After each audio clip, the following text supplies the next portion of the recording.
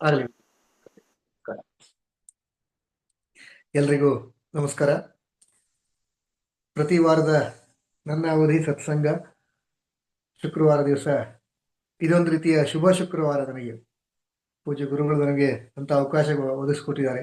ಅದಕ್ಕಾಗಿ ಗುರುಗಳಿಗೂ ತಮಗೆಲ್ಲರಿಗೂ ಕೂಡ ಇನ್ನೊಮ್ಮೆ ವಂದಿಸ್ತಾ ಇವತ್ತಿನ ಅವಧಿಯನ್ನ ಆರಂಭ ಮಾಡ್ತೀನಿ. ಆರಂಭದಲ್ಲಿ ಒಂದು ಹಾಡು, ನಾಡದೇವಿಯ ಆರಾಧನೆ, ಆ ಹಾಡಿನೊಂದಿಗೆ ಆರಂಭ ಮಾಡ್ತೀನಿ. ಆನಂತರ ವಿಷಯವನ್ನ ಮುಂದುವರಿಸ್ತೀನಿ.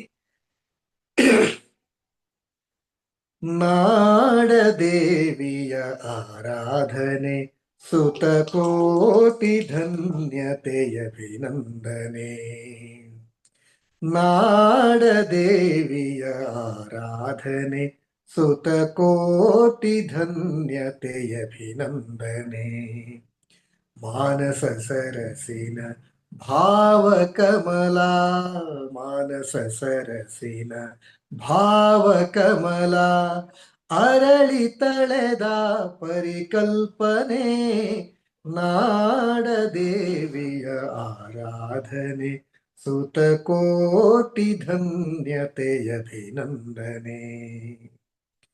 ಭಾಷೆ ಬೇರೆ, ವೇಷ ಬೇರೆ, ವೃತ್ತಿ ಬೇರೆ, ಪ್ರವೃತ್ತಿ ಬೇರೆ, ಅಂಗುಲಂಗುಲ ನೆಲದ ಮತಿಯ ಕೃತಿ ಸಂಸ್ಕೃತಿಯ ಗತಿಯು ಬೇರೆ. ಉಸಿರಿನ ಪ್ರಾಣ ಗಾಳಿಯು ಒಂದೇ, ಹರಿಯುವ ಜೀವ ನೆಲ ಜಲ ಒಂದೇ, ಹರಿಯುವ ರಕ್ತದ ಕಣ ಕಣ ಒಂದೇ. ನಾಡದೇವಿಯ ಪೂಜೆಗೆ ಸಮರಸ ಮಂತ್ರ ಸುಮಾರ್ಚನೆಯೊಂದೇ. ನಾಡದೇವಿಯ ಆರಾಧನೆ ಸುತಕೋಟಿ ಧನ್ಯತೆಯಭಿನಂದನೆ. ಅಳಿಸುವ ಅಸಮತೆ, ಗಳಿಸುವ ಘನತೆ, ಬೆಳೆಸುತ್ತ ಜ್ಞಾನ ವಿಜ್ಞಾನವ ಬಳಸುತ್ತ, ನಾಡಿನ ನಿಧಿ ನವ ಜಾಡಿನ ಕೇತನ, ಏರಲು ಸಿದ್ಧಿಯ ಶಿಖರೋತ್ತುಂಗನ, ಶಾಂತಿ ಸ್ನೇಹದ ಗಂಗೆಯ ಹರಿಸಿ, ಒಲುಮೆಗೆ ನಲುಮೆಯ ಕವಚವ ತೊಡಿಸಿ, ನಾಡಿನ ಪ್ರಗತಿಗೆ ತನುಮನ ಜೋಡಿಸಿ, ನಾಡ ಪೂಜೆಗೆ ಕಲೆಯುವ ಶ್ರದ್ಧಾ ಭಕ್ತಿ ಸುಧಾರಸ ಹರಿಸಿ. ನಾಡದೇವಿಯ ಆರಾಧನೆ ಸುತಕೋಟಿ ಧನ್ಯತೆಯಭಿನಂದನೆ. ಮಾನಸ ಸರಸಿನ ಭಾವಕಮಲ, ಮಾನಸ ಸರಸಿನ ಭಾವಕಮಲ, ಅರಳಿ ತಳೆದ ಪರಿಕಲ್ಪನೆ. ನಾಡದೇವಿಯ ಆರಾಧನೆ ಸುತಕೋಟಿ ಧನ್ಯತೆಯಭಿನಂದನೆ, ಸುತಕೋಟಿ ಧನ್ಯತೆಯಭಿನಂದನೆ, ಸುತಕೋಟಿ ಧನ್ಯತೆ ಅಭಿನಂದನೆ. ಎಲ್ರಿಗೂ ಇನ್ನೊಮ್ಮೆ ನಮಸ್ಕಾರ. ನಾನು ನನ್ನ ಅವಧಿಯನ್ನ ಶುರು ಮಾಡಿದಾಗಿಂದ ವ್ಯಕ್ತಿ ಚಿತ್ರಣವನ್ನೇ ಕೊಡಬೇಕು ಅಂತ ಯೋಚನೆ ಮಾಡಿದ್ದೆ. ಹಾಗೆ ವ್ಯಕ್ತಿ ಚಿತ್ರಣವನ್ನು ಮುಂದುವರಿಸ್ತಾ ಇದ್ದೀನಿ. ಕಳೆದ ವಾರ ನಾನು ಆರಂಭ ಮಾಡಿದ್ದೆ ನಾಡಿನ ಖ್ಯಾತ ಸಾಹಿತಿ MS ನರಸಿಂಹಮೂರ್ತಿಯವರ ಜೀವನದ ಕೆಲವು ಪ್ರೇರಣಾದಾಯಿ ಘಟನೆಗಳನ್ನು ತಮ್ಮೊಂದಿಗೆ ಹಂಚಿಕೊಂಡಿದ್ದೆ. ಮತ್ತು ನಾನು ಕಳೆದ ವಾರ ಕೂಡ ಒಂದು ಪ್ರಾಮಿಸ್ ಮಾಡಿದ್ದೆ, MS ನರಸಿಂಹಮೂರ್ತಿಯವರ ಈ ಜೀವನದ ಘಟನೆಗಳನ್ನು ಹೇಳೋದ್ರ ಹಿಂದೆ ಇನ್ನೊಂದು ಸಣ್ಣ ವಿಶೇಷತೆ ಕೂಡ ಇದೆ. ಅದನ್ನ ಈ ವಾರ ನಾನು ರಿವೀಲ್ ಮಾಡ್ತೀನಿ ಅಂತ ಹೇಳಿದ್ದೆ. ಅದನ್ನು ಕೂಡ ಈ ಅವಧಿಯ ಕೊನೆಯಲ್ಲಿ ಹೇಳೋರಿದ್ದೀನಿ. ಕಳೆದ ವಾರ ಒಂದು 5-6 ಘಟನೆಗಳನ್ನ ತಮ್ಮೊಂದಿಗೆ ಹಂಚಿಕೊಳ್ಳಿಕ್ಕೆ ಸಾಧ್ಯ ಆಗಿತ್ತು. ಸಾಮಾನ್ಯವಾಗಿ ಈ ಒಂದು ಹಂತದ ಎತ್ತರಕ್ಕೆ ಏರಿದಂತ ವ್ಯಕ್ತಿಗಳ ಜೀವನದಲ್ಲಿ ಎಷ್ಟೋ ಸಣ್ಣ ಸಣ್ಣ ಘಟನೆಗಳು ನನ್ನಂತ ಅಥವಾ ನಮ್ಮಂತ ಹಲವರಿಗೆ ಪ್ರೇರಣೆ ಆಗುವಂತ ಘಟನೆಗಳಿರ್ತವೆ. ಅದು ಗಮನಕ್ಕೆ ಬರಲ್ಲ. ಯಾವುದೋ ಕೃತಿ ರಚನೆ ಮಾಡಿದ್ದು ಅಥವಾ ಅದಕ್ಕೆ ಯಾವುದೋ ಅವಾರ್ಡ್ಗಳು ಬಂದಿದ್ದು, ಇನ್ಯಾವುದೋ ಘಟನೆಗಳು ಹೆಚ್ಚು ಪ್ರಸಿದ್ಧಿಯನ್ನು ಪಡೆಯುತ್ತೆ. ಅದ್ರ ಮುಖಾಂತರ ಅವರು ಹೆಚ್ಚು ಪ್ರಸಿದ್ಧರಾಗ್ಬಿಡ್ತಾರೆ. ಆದರೆ ಅವರ ಜೀವನದಲ್ಲಿ ಅವರು ಆ ಎತ್ತರಕ್ಕೆ ಏರೋದಕ್ಕೆ ಇನ್ನು ಯಾವ್ಯಾವುದೋ ಸಣ್ಣ ಸಣ್ಣ ಸಣ್ಣ ಘಟನೆಗಳು, ಅವರ ಸ್ವಭಾವಗಳು, ಅವರ ದಿನಚರಿಗಳು ಇದು ಕಾರಣ ಆಗಿರುತ್ತೆ. ನಾನು ಅಂತಹ ಕೆಲವು ಘಟನೆಗಳನ್ನ ಹುಡುಕುವಂತ ಪ್ರಯತ್ನವನ್ನು ಮಾಡಿದ್ದೀನಿ. ಎಂ ಎಸ್ ನರಸಿಂಹಮೂರ್ತಿ ಅವರ ಜೀವನದಲ್ಲಿ ನಡೆದಂತ ಇಂಥ ಕೆಲವು ಘಟನೆಗಳು. ಎಂ ಎಸ್ ಎನ್ ಅವರು ಅಂದ್ರೆ ಎಂ ಎಸ್ ನರಸಿಂಹಮೂರ್ತಿ ಅವ್ರನ್ನ ಎಂ ಎಸ್ ಎನ್ ಅಂತಾನೆ ಕರೆಯುವಂತ ವಾಡಿಕೆ. ಹಾಗೆ ನಾನು ಕೂಡ ಎಂ ಎಸ್ ಎನ್ ಅಂತಾನೆ ಇವತ್ತು ಸಂಬೋಧನೆ ಮಾಡ್ತಾ ಇದ್ದೀನಿ. ಎಂ ಎಸ್ ಎನ್ ಅವರು ಹಾಸ್ಯ ಸಾಹಿತಿ ಅಂತಾನೆ ಪರಿಚಯ ಆದವರು. ಇವತ್ತು ನಾನು ವಿಶೇಷವಾಗಿ ಹಾಸ್ಯ ಕೇಂದ್ರಿತವಾಗಿ ಹೆಚ್ಚು ಘಟನೆಗಳನ್ನು ಹೇಳೋ ಪ್ರಯತ್ನ ಮಾಡ್ತೀನಿ. ಹೊಸಕೆರೆಹಳ್ಳಿಯಲ್ಲಿ ನಮ್ದು ಸಾಹಿತ್ಯ ಪರಿಷತ್ತಿನ ಒಂದು ಕಾರ್ಯಕ್ರಮ ಆಗಿತ್ತು.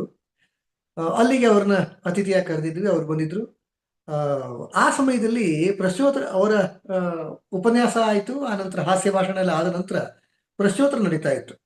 ಒಬ್ರು ಕೇಳಿದ್ರು, ಏನಂದ್ರೆ, ನೀವು ಇಷ್ಟೆಲ್ಲ ತಮಾಷೆಯಾಗಿ ಮಾತಾಡ್ತೀರಿ, ಮನೆಯಲ್ಲಿ ನಿಮ್ಮ ಮನೆಯವ್ರ ಹತ್ರನೂ ಹೀಗೆ ತಮಾಷೆ ಮಾಡ್ಕೊಂಡು ಮಾತಾಡ್ತೀರಾ ಅಥವಾ ಬಹಳ ಸೀರಿಯಸ್ ಆಗಿರ್ತೀರಾ ಅಂತ ಕೇಳಿದ್ರು. ಆಗ ಎಂ ಎಸ್ ಎನ್ ಅವ್ರು ಹೇಳಿದ್ರು, ನೋಡಮ್ಮ, ಪ್ರಶ್ನೆ ಕೇಳಿದ್ರು ಒಬ್ರು ಮಾತೆ ಲೇಡಿ ಆಗಿದ್ರು. ಅದಕ್ಕಾಗಿ ಅವ್ರು ಹೇಳಿದ್ರು, ನೋಡಮ್ಮ, ಇದು ತೀರಾ ವೈಯಕ್ತಿಕವಾದಂತ ಪ್ರಶ್ನೆ ಆಗ್ಬಿಡುತ್ತಮ್ಮ, ಆದ್ರೂ ಕೂಡ ಹೇಳ್ತೀನಿ, ಹಾಸ್ಯ ಅಲ್ಲ ಪಜೀತಿ ಆಗ್ಬಿಡುತ್ತೆ ಎಷ್ಟೋ ಸಾರಿ ಅಂತ ಹೇಳಿದ್ರು. ಏನ್ ಪಜೀತಿ ಸರ್ ಅಂತ ನಾವೆಲ್ಲ ಕ್ವಶನ್ ಪರದಲ್ಲಿ ಪ್ರಶ್ನೆ ರೀತಿಯಲ್ಲಿ ಅವ್ರನ್ನ ಕೇಳಿ ನೋಡ್ತಾ ಇದ್ವಿ. ಎಂ ಎಸ್ ಎನ್ ಅವ್ರು ಮುಂದುವರಿಸಿದ್ರು, ಏನಾಗತ್ತೆ ಅಂದ್ರೆ, ನಾನು ಬರಹಗಾರ ಅಲ್ವೇ, ಬರಿತಾ ಇರ್ತೀನಿ. ಬರಿತಾ ಇದ್ದವಾಗ ಒಂದ್ ಸ್ವಲ್ಪ ಯೋಚನೆಯಿಂದ ತಲೆ ಬಿಸಿ ಆಗಿರುತ್ತೆ, ಕಾಫಿ ಬೇಕು ಅಂತ ಅನ್ಸುತ್ತೆ, ಟೀ ಬೇಕು ಅಂತ ಅನ್ಸುತ್ತೆ. ಅದಕ್ಕಾಗಿ ನಮ್ಮ ಮನೆಯವ್ರನ್ನ ಅಂದ್ರೆ ಅವರ ಎಂ ಎಸ್ ಎನ್ ಅವ್ರ ಮನೆಯವ್ರನ್ನ ಒಂದ್ ಸ್ವಲ್ಪ ಕಾಫಿ ತಗೊಂಬಾ ಅಂತ ಒಂದ್ಸರಿ ಹೇಳಿದ್ರಂತೆ. ಅವರು ಇವ್ರು ಕೂತಿರುವಂತ ರೂಮಿನ ಡೋರ್ ಓಪನ್ ಮಾಡಿ ಬಂದ್ಬಿಟ್ಟು ಹೇಳಿದ್ರಂತೆ, ಒಳ್ಳೆ ತಮಾಷೆ ಆಯ್ತು ಬಿಡಿ ನಿಮ್ದು, ಯಾವತ್ತು ಕಾಫಿ ಕೇಳ್ತೀರಾ ಅಂತ ಹೇಳ್ಬಿಟ್ಟು ಡಬಾರತ್ ಬಾಗ್ಲಾಕೊಂಡು ಹೊರಟೋಗ್ಬಿಟ್ರಂತೆ. ಪಾಪ ಇವ್ರಿಗೆ ನಿಜಕ್ಕೂ ಕಾಫಿ ಬೇಕಾಗಿತ್ತು. ಅವರು ಇವ್ರು ಹೇಳಿದ್ದನ್ನ ಅದನ್ನು ಕೂಡ ತಮಾಷೆ ತಗೊಂಡ್ರು ಅಂತ. ಇಂಥ ಹಲವು ಪಜೀತಿ ಆಗ್ಬಿಡತ್ತೆ, ತಮಾಷೆಯೋ ಅಥವಾ ಪಜೀತಿಯೋ, ಆದ್ರೆ ಸಂಸಾರ ಅಂತೂ ಚೆನ್ನಾಗಿದೆಯಮ್ಮ ಅಂತ ಹೇಳಿದ್ರು. ಇಂಥ ಹಲವಾರು ಘಟನೆಗಳನ್ನ ನಾವು ನೋಡ್ಬೋದು ಅಂತ. ಎಂ ಎಸ್ ಎನ್ ಅವರು ಬ್ಯಾಂಕ್ ಮ್ಯಾನೇಜರ್ ಆಗಿದ್ರು. ಹೊಸಕೋಟೆ ಹತ್ರದ ಒಂದು ಬ್ಯಾಂಕ್ ಅಲ್ಲಿ, ಹಳ್ಳಿಯ ಹೋಬಳಿ ಹೆಡ್ ಕ್ವಾರ್ಟರ್ ಅದು, ಅಲ್ಲಿ ಬ್ಯಾಂಕ್ ಮ್ಯಾನೇಜರ್ ಆಗಿದ್ರು. ಅಲ್ಲಿಂದ ಅವರಿಗೆ ಟ್ರಾನ್ಸ್ಫರ್ ಆಯಿತು. ಟ್ರಾನ್ಸ್ಫರ್ ಆಗಿ ಬೇರೆ ಊರಿಗೆ ಹೊರಟೋದ್ರು. ಆದ್ರೆ ಆ ಊರಿನ ಜನರ ಸಂಗಡ ಎಂ ಎಸ್ ಎನ್ ಅವರಿಗೆ ಬಹಳ ಒಳ್ಳೆಯ ಸಂಪರ್ಕ ಇತ್ತು, ಗೌರವ ಸಂಬಂಧ ಇತ್ತು. ಹಾಗಾಗಿ ಒಂದ್ಸರಿ ಕನ್ನಡ ರಾಜ್ಯೋತ್ಸವದ ಕಾರ್ಯಕ್ರಮಕ್ಕೆ ಎಂ ಎಸ್ ಎನ್ ಅವರನ್ನು ಅತಿಥಿಯಾಗಿ ಕರೆದ್ರಂತೆ. ಇದೊಂಥರ ಚೆನ್ನಾಗಿರುತ್ತೆ. ನಾವು ಮೊದಲು ಕೆಲಸ ಮಾಡಿದಂಥ ಊರಲ್ಲಿ ಪುನಃ ನಾವು ಅತಿಥಿಯಾಗಿ ಸನ್ಮಾನಿತರಾಗಿ ಅಲ್ಲಿಗೆ ಹೋಗೋದಿದೆಯಲ್ಲ, ಅದೊಂಥರ ಥ್ರಿಲ್ ಅದು. ಹಾಗೆ ಎಂ ಎಸ್ ಎನ್ ಅವರು ಕೂಡ ಹೋದ್ರು, ಬಹಳ ಖುಷಿಯಿಂದ ಕಾರ್ಯಕ್ರಮ ಪಾಲ್ಗೊಂಡ್ರು. ಕಾರ್ಯಕ್ರಮ ಮುಗಿದ ನಂತರ ತುಂಬಾ ಜನ ಬಂದವ್ರ ಹತ್ರ ಆಟೋಗ್ರಾಫ್ ಹಾಕ್ಸ್ಕೊಂಡ್ರು, ನಮಸ್ಕಾರ ಹೇಳಿದ್ರು. ಒಬ್ರು ಮಹಿಳೆ, ಬಹುತೇಕ ವಯಸ್ಸಾಗಿರುವಂತ ಒಬ್ರು ಮಹಿಳೆ ಬಂದ್ಬಿಟ್ಟು, ನಮಸ್ಕಾರ ಸ್ವಾಮಿ ಅಂತ ಕೈ ಮುಗಿದ್ರಂತೆ. ಇವ್ರು ನಮಸ್ಕಾರ ಅಮ್ಮ ಅಂತ ಹೇಳಿದ್ರು. ತುಂಬಾ ವರ್ಷ ಆಗಿತ್ತು, ಬಹುಶಃ 6-8 ವರ್ಷ ಆಗಿತ್ತು. ಹಾಗಾಗಿ ಇವ್ರಿಗೆ ಗುರ್ತು ಸಿಕ್ಕಿಲ್ಲ. ಇವ್ರು ಪ್ರಾಮಾಣಿಕವಾಗಿ ಹೇಳಿದ್ರು, ಅಮ್ಮ, ನನಗೆ ನಿಮ್ಮ ಗುರ್ತು ಸಿಕ್ಕಿಲ್ಲ, ಯಾರಮ್ಮ ನೀವು ಅಂತ. ಅವ್ರು ಹೇಳಿದ್ರು, ಸರ್, ನೀವು ನಮ್ಮ ಬ್ಯಾಂಕ್ ಮ್ಯಾನೇಜರ್ ಆಗಿದ್ರಿ ನಮ್ಮೂರಲ್ಲಿ, ಆವಾಗ ನಾನು ನಿಮ್ಮ ಬ್ಯಾಂಕಿಗೆ ಬಂದಿದ್ದೆ. ನಿಮ್ಮ ಹತ್ರ ಸಾಲ ಕೇಳ್ಕೊಂಡು ನಾನು ಬಂದಿದ್ದೆ, ಎಮ್ಮೆ ಸಾಲ ಬೇಕು ಅಂತ. ಅವಾಗೆಲ್ಲ ರಾಜ್ಯಾದ್ಯಂತ ಎಮ್ಮೆ ಸಾಲ ಕೊಡೋರು, ಎಮ್ಮೆ ಸಾಲ, ಹಸು ಸಾಲ, ಕುರಿ ಸಾಲ ಎಲ್ಲ ಕೊಡೋರು. ಹಾಗೆ ನಿಮ್ಮ ಹತ್ರ ಎಮ್ಮೆ ಸಾಲ ಕೇಳ್ಕೊಂಡ್ ಬಂದಿದ್ದೆ, ನೀವು ಎಮ್ಮೆ ಸಾಲ ಕೊಟ್ರಿ, ಅದರಿಂದ ನನ್ನ ಜೀವನನೇ ಬದಲಾಗ್ಬಿಡ್ತು ಸರ್ ಅಂತ ಎರಡೂ ಕೈ ಮುಗಿದು ಬಹಳ ಪ್ರೀತಿಯಿಂದ ಗೌರವ ಭಾವದಿಂದ ಹೇಳಿದ್ರು. ಎಂ ಎಸ್ ಎನ್ ಅವರಿಗೂ ಬಹಳ ಖುಷಿ ಆಯ್ತು.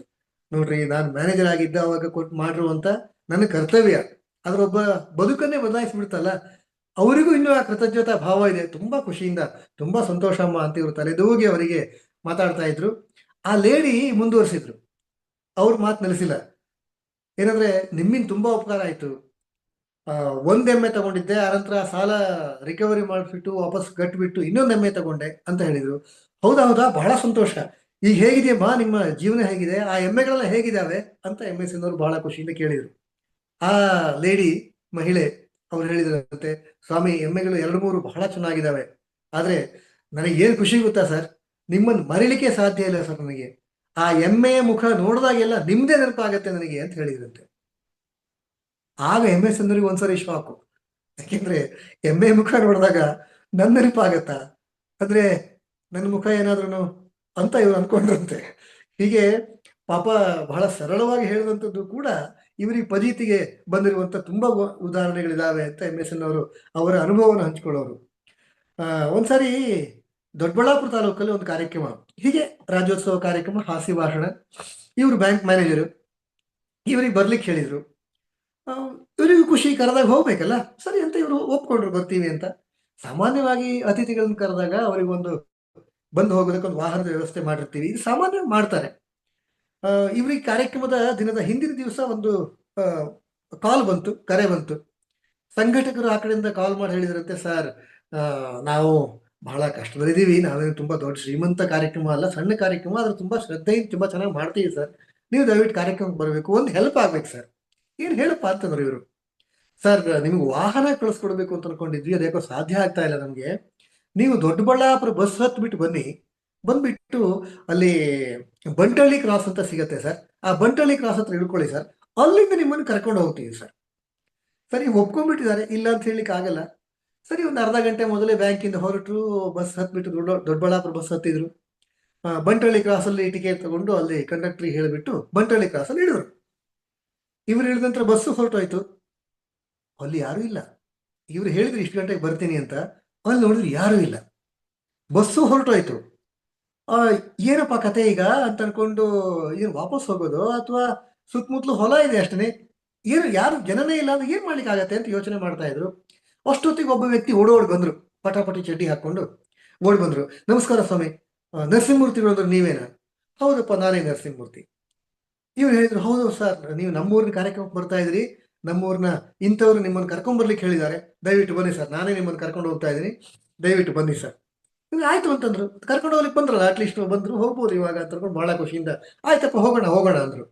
ಇವರು ಆ ಕಡೆ ಈ ಕಡೆ ಹುಡುಕ್ತಾ ಇದ್ರು, ಒಂದು ಆಟೋ ಅಥವಾ ಕಾರೋ ಏನೋ ಒಂದು ಇರುತ್ತೆ ಅಂತ, ಅಟ್ಲೀಸ್ಟ್ ಒಂದು ಆಟೋ ರಿಕ್ಷಾ ಆದ್ರೂ ಇರುತ್ತೆ ಅಂತ ಅನ್ಕೊಂಡ್ರು. ಆ ಕಡೆ ಈ ಕಡೆ ನೋಡಿದ್ರು, ಏನೂ ಕಾಣಿಸ್ತಾ ಇಲ್ಲ.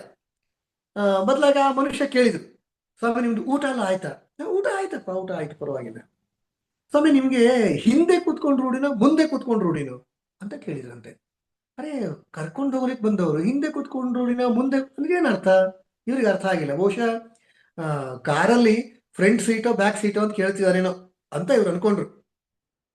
ಆ ವ್ಯಕ್ತಿ ಮುಂದುವರಿಸಿದ್ರು, ಸರ್ ನಿಮ್ಗೆ ಹಿಂದೆ ಕೂತ್ಕೊಂಡು ಪರವಾಗಿಲ್ವಾ ಸರ್ ಅಂತ ಕೇಳ್ದ. ಪರವಾಗಿಲ್ಲಪ್ಪ, ಇವರು ಕಾರ್ ಅಂತ ಅನ್ಕೊಂಡು ಪರವಾಗಿಲ್ಲ ಅಂತಂದ್ರು. ಆದ್ರೆ ಅಷ್ಟೊತ್ತಿಗೆ ಆ ವ್ಯಕ್ತಿ ವಾಹನದ ಹತ್ರ ಬಂದಿದ್ದ. ವಾಹನ ಅಂದ್ರೆ ಟಿನ್ ಟಿನ್ ಸೈಕಲ್. ಸೈಕಲ್ ಹತ್ರ ಬಂದ್ಬಿಟ್ಟು, ಸ್ವಾಮಿ ನಾನು ಸೈಕಲ್ ಹತ್ತೀನಿ, ನೀವು ಅನಂತರ ಒಂದು ಹೆಜ್ಜೆ ಓಡಿ ಬಂದ್ಬಿಟ್ಟು ದಬಕ್ಕಂತ ಕೂತ್ಕೊಂಡ್ಬಿಡಿ ಹಿಂದ್ಗಡೆಗೆ, ಹಿಂದೆ ಕೂತ್ಕೋತೀನಿ ಅಂದ್ರಲ್ಲ ಅಂತ. ಮುಖ್ಯ ಅತಿಥಿಗಳು ಇವರು, ಇವ್ರನ್ನ ಕರ್ಕೊಂಡು ಹೋಗ್ಲಿಕ್ಕೆ ಒಂದು ಸೈಕಲ್ ತಗೊಂಡ್ಬಂದಿದ್ದ. ಆ ಪುಣ್ಯಾತ್ಮ ಕೇಳಿದ, ಸೈಕಲ್ ಅಲ್ಲಿ ಮುಂದೆ ಕೂತ್ಕೋತಿರೋ, ಆ ಬಾರ್ ಇರ್ತಾರ ಸೈಕಲ್ ಅಲ್ಲಿ ಕೂತ್ಕೋತಿರೋ, ಅಥವಾ ಹಿಂದೆ ಕ್ಯಾರಿಯರ್ ಮೇಲೆ ಕೂತ್ಕೋತಿರೋ ಅಂತ. ಇವ್ರು ಹಿಂದೆ ಅಂತ ಹೇಳಿದ್ದಕ್ಕೆ ಬಚಾವಾದ್ರು. ಸಜ್ಜನರು ಯಾವುದೇ ಒಂದು ದೊಡ್ಡ ಸ್ಥಿತಿಯನ್ನು ತೋರಿಸಲ್ಲ ಅಂತ ಹೇಳೋದಕ್ಕೆ ಎಷ್ಟು ಒಳ್ಳೆ ಉದಾಹರಣೆ ಅಂದ್ರೆ ಇದು. MSN ಅವರು ಆ ವ್ಯಕ್ತಿ ಸಂಗಡ ಸೈಕಲ್ ಅಲ್ಲಿ ಹಿಂದ್ಗಡೆ ಕೂತ್ಕೊಂಡು ಹೋದ್ರು ಆ ಊರಿಗೆ. ಸುಮಾರು 2 ಕಿಲೋಮೀಟರ್, ಬಂಟಳ್ಳಿ ಕ್ರಾಸ್ 2 ಕಿಲೋಮೀಟರ್ ಹೋದ್ರು, ಹೋಗಿ ಕಾರ್ಯಕ್ರಮದಲ್ಲಿ ಪಾಲ್ಗೊಂಡ್ರು. MSN ಅವರಿಗೆ ಯಾವುದು ಕೆಡುಕನ್ಸೇ ಇಲ್ಲ. ಅಯ್ಯೋ ನನ್ನನ್ನು ಹಿಂಗ್ ಮಾಡ್ಬಿಟ್ರಲ್ಲ, ನನ್ನನ್ನ ಗೌರವದಿಂದ ಬರಮಾಡ್ಕೊಳ್ಳಿಲ್ವಲ್ಲ ಅಂತ ಅವ್ರಿಗೆ ಅನಿಸೇ ಇಲ್ಲ. ಅದನ್ನು ಕೂಡ ಬಹಳ ಸ್ಪೋರ್ಟಿವ್ ಆಗಿ ತಗೊಂಡ್ರು, ಕಾರ್ಯಕ್ರಮಕ್ಕೆ ಹೋಗಿ ಬಂದ್ರು. ಅದೇ ಅಲ್ಲದೆ MSN ಅವ್ರನ್ನ ಆ ಎತ್ತರಕ್ಕೆ ಏರಿಸಿದ್ದು ಇಂಥ ಸ್ವಭಾವಗಳನ್ನೇ. ದೊಡ್ಡ ವ್ಯಕ್ತಿಗಳನ್ನು ದೊಡ್ಡವರನ್ನಾಗಿ ಮಾಡೋದು ಇಂಥ ಸ್ವಭಾವಗಳು ಅಂತ. ಇಂಥ ಹಲವಾರು ಘಟನೆಗಳನ್ನ ನಾವು MSN ಅವ್ರ ಜೀವನದಲ್ಲಿ ನೋಡ್ತೀವಿ. 1984 1984ನೇ ಇಸ್ವಿ ಹೊತ್ತಿಗೆ ರಾಜೀವ್ ಗಾಂಧಿ ಅವರು ಪ್ರಧಾನಮಂತ್ರಿ ಆಗಿದ್ರು. ಆ ಹೊತ್ತಿಗೆ MSN ಅವರಿಗೆ ತರಂಗದ ಸಂಪಾದಕರು, ತರಂಗ ವಾರಪತ್ರಿಕೆ, ಬಹುತೇಕ ಈ ಗುಂಪಲ್ಲಿರುವಂತವ್ರಿಗೆ ಗೊತ್ತಿರ್ಬೋದು, ತರಂಗ, ಸುಧಾ, ಒಂದು ಕಾಲದಲ್ಲಿ ಇವೆಲ್ಲವೂ ಕೂಡ ಒಂದು ರೀತಿಯ ಪ್ರತಿಷ್ಠೆ ಅಂತ. ನಮ್ಮನೆ ತರಂಗ ಬರುತ್ತೆ, ನನ್ನ ಕೈಯಲ್ಲಿ ಸುಧಾ ಪತ್ರಿಕೆ ಇದೆ ಅಂದ್ರೆ ಅದೊಂದು ರೀತಿಯ ಪ್ರತಿಷ್ಠೆ, ನಮಗೆ ಏನೋ ಒಂದು ಗ್ರೇಟ್ ಅಂತ. ಹಾಗೆ ತರಂಗ ಪತ್ರಿಕೆಯ ಸಂಪಾದಕರು MSN ಅವರಿಗೆ ಕಾಲ್ ಮಾಡಿ ಕೇಳಿದ್ರು, ನಮಗೊಂದು ಲೇಖನ ಬೇಕು, ಒಂದು ಸಂದರ್ಶನ ಮಾಡಿಕೊಡ್ಬೇಕು ಅಂತ. ಆಯ್ತು ಅಂತ ಇವರು ಒಪ್ಕೊಂಡ್ರು. ಸಂದರ್ಶನ ಪ್ರಕಟ ಆಯ್ತು. ಸಂದರ್ಶನ ಇಷ್ಟೇನೆ, ಪ್ರಕಟ ಆದಂತ ಸಂದರ್ಶನ. ರಾಜೀವ್ ಗಾಂಧಿಯವರ ಕ್ಯಾಬಿನೆಟ್ಗೆ ಅಮಿತಾಬ್ ಬಚ್ಚನ್ ಅವ್ರನ್ನ ಮಂತ್ರಿಯಾಗಿ ಸೇರಿಸ್ಕೋತಾರೆ. ಅಮಿತಾಬ್ ಬಚ್ಚನ್ ಅವರು ಕಾಳಧನ ನಿರ್ಮೂಲನೆ, ಈ ಕಪ್ಪು ಹಣ ಇರುತ್ತಲ್ಲ ಅದರ ನಿರ್ಮೂಲನೆಗೆ ಸಂಬಂಧಪಟ್ಟಂತೆ ತಾನು ಏನೇನು ಕ್ರಮ ಕೈಗೊಳ್ತೀನಿ ಅಂತ ಅಮಿತಾಬ್ ಬಚ್ಚನ್ ಅವರು ಹೇಳ್ತಾರೆ. ಇದೆಲ್ಲವನ್ನು MSN ಅವರು ಬಹಳ ಸುಂದರವಾದ ಸಂದರ್ಶನ, ಅದಕ್ಕೆ ತಕ್ಕಂತೆ ಒಂದಷ್ಟು ಬೇರೆ ಬೇರೆ ರೀತಿಯ ಸಂದರ್ಶನದ ಫೋಟೋಗಳು, ಇದೆಲ್ಲವೂ ಸೇರಿಸಿ ಸುಮಾರು 3-4 ಪುಟಗಳ ಒಂದು ಸಂದರ್ಶನ ತರಂಗ ಪತ್ರಿಕೆಯಲ್ಲಿ ಪ್ರಕಟ ಆಯಿತು.